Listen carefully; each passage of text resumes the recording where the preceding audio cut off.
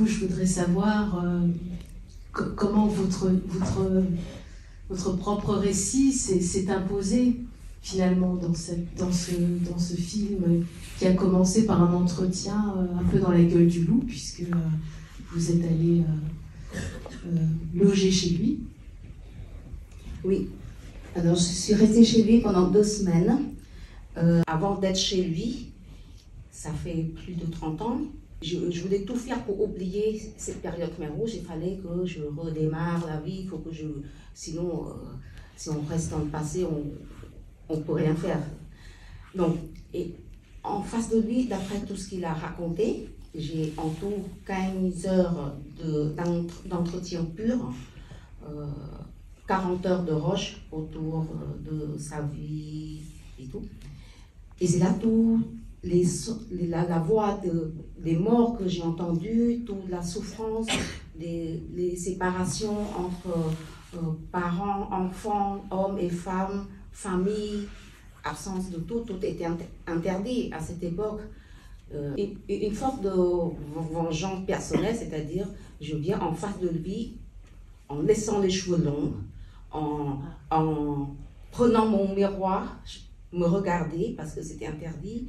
Je mis ma montre chaque jour avant d'aller l'interviewer. Je me suis préparée le contraire de ce que j'ai vécu et je voulais lui montrer que malgré je ne suis pas morte, mais je viens de filmer. C'est moi qui fais l'histoire. C'est vous qui avez le pouvoir là. Voilà, avec ma caméra. Je suis là avec le regard des millions de personnes avec ma caméra. Donc je ne me sentais pas seule.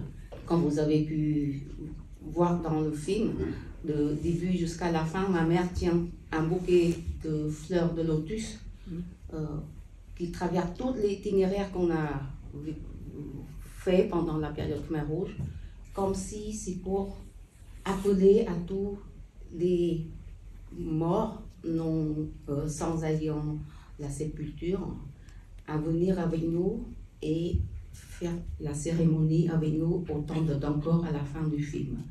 Ce film, c'est vraiment un film qui rend hommage à ceux qui ne sont plus là et je me sens comme si j'étais leur porte-parole. Une fois le film est terminé, il est sorti en salle. L'avocat du Parti civil est venu demander que je mette ce film comme pièce à conviction. Au début, je dis non, c'est pas possible parce que ce film-là, c'est tellement personnel. J'ai pas fait pour le tribunal. Il y a trop d'aspects artistiques aussi parce que j'ai mis vraiment ma vision personnelle. Si je faisais un film pour le tribunal, j'aurais fait quelque chose de plus je sais pas, plus officiel, plus formel. Et au bout d'1 mois et demi, je dis, d'accord, je le fais s'il fait confiance à ce film, si c'est lui qui propose.